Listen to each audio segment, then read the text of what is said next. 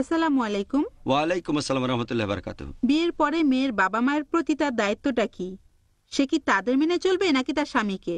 বোন প্রশ্ন করলেন যে একটা মেয়ে বিয়ের পরে তার বাবা মার প্রতি কি দায়িত্ব পালন করবে, স্বামীকে মেনে চলবে নাকি বাবা মাকে? আমার মতো দুপক্ষকে মেনে চলবে, সেটাই তো সবচেয়ে ভালো।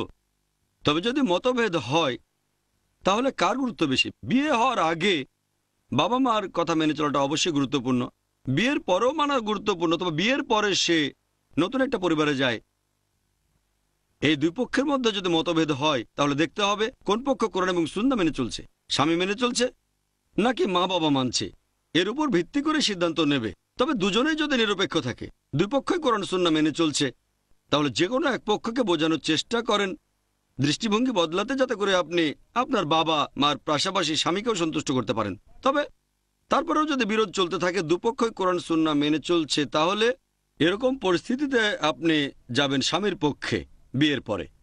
আর এটার কারণ হলো, এখানে আপনি পরিবারের দেখাশোনা করবেন, তার মানে এই না যে নিজের বাবা মাকে একেবারে ত্যাগ করবেন। যদি মতভেদটা এরকম হয় যে দুপক্ষে কোরআন হাদিস মানে, তারপরও আপনাকে একটা পক্ষ নিতে হবে।